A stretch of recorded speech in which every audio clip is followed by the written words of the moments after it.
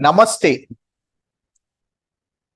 Today we are going to discuss question number 4B of 2022 ethics paper. This question is of 10 marks and has to be written in 150 words.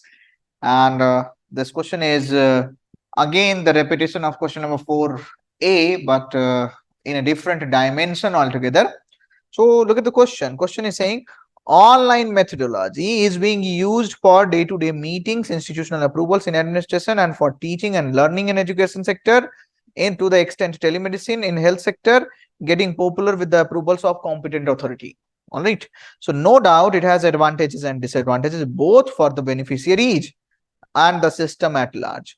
Describe. So there are two questions here. Advantages and disadvantages of beneficiaries and system at large. It has to be described and discuss the ethical issues involved in the uses of online method, particularly to vulnerable section of society. So total 5 questions are there. Advantages for beneficiaries, disadvantages for beneficiaries, the advantages of system and disadvantages for system, for the digital methodology, for online methodology, and then this ethical issues with respect to vulnerable section of society. All right. So look at this.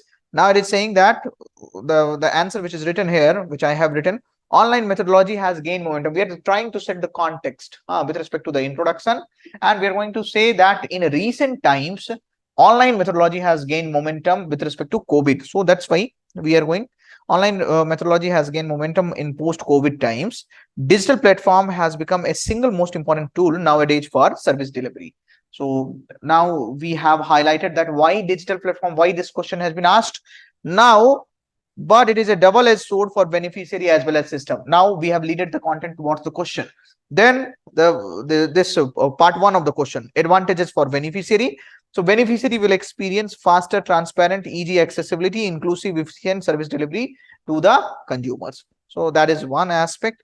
It is a tool of beneficiary empowerment, organized beneficiary groupings, etc. So beneficiary will also be empowered in through digitalization. Digitalization has brought e-accountability and e-response for consumers. Here I have given the examples also. Geotagging of garbage for in Delhi and related response of the government. Delhi government has announced that you geotag the this garbage, put the location, and the municipality will come and it will clean that. All right. Online services has made market more competitive and user friendly. So this is very, very important that it is more accessible, more open. Disadvantages for beneficiary. Here, what is the disadvantages? Disadvantage will be the exclusion for the poor because of poor infrastructure, cyber fraud such as phishing, Trojanware attacks, etc. Poor maturity to handle leads to exposure of sensitive content to underage people. This is also one of the bigger concern. Example, you could have written this blue whale game and all. This beneficiary entering into the age of virtual connect than that of real connect, resulting into the issues of mistrust, exploitation, etc. All right. So this is one thing. And advantages for system. What is advantages for system? It will be having the efficient record keeping and faster decision making. Record keeping will be efficient and decision making will be faster.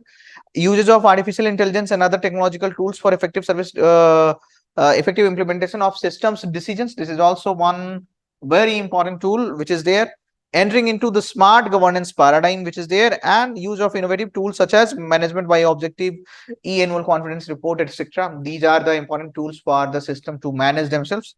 And then disadvantage for the systems are more connected on digital platform will lead to increased system vulnerability with respect to cyber threats, cyber warfare, cyber terrorism.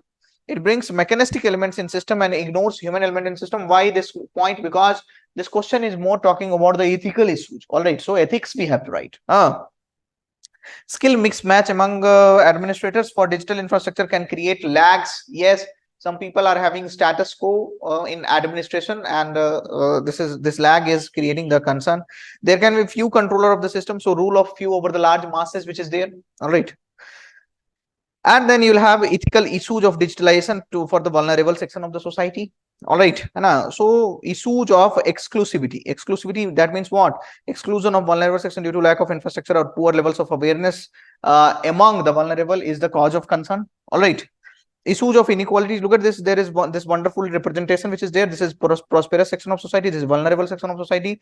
Digitalization is increasing this gap, and it is increasing the number of vulnerable section. So this is prosperous section which is there. So rise in inequality led by prosperity of few and marginalization of other, as it happened during COVID time, which happened. All right. Cyberbullying, radicalization of cyber world, social ostracization. All these are the important issues. Spread of misinformation can create concerns among vulnerables. Recent fake news led, for example, recent fake news led migration of Northeast people from the Bangalore. So this is one of the examples, one of the case study which is given under this. And though digitalization gives opportunities as well as challenges, but future belongs to digitalization. So the government should focus upon capability enhancement of vulnerable to tackle digitalization. So a solution oriented, a future oriented conclusion which has been placed. So this is the question, which is a lengthy question. So in this type of questions, we have to make sure that we address all the components which are being asked in the question, number one, and we have to use the keywords, and we have to use the short sentences for writing the answer. All right. So there can be even further innovation to this answer to make it more crisp. All right. That will slowly come after the practice. So keep on practicing, keep on watching the video. Okay. Thank you. Namaste.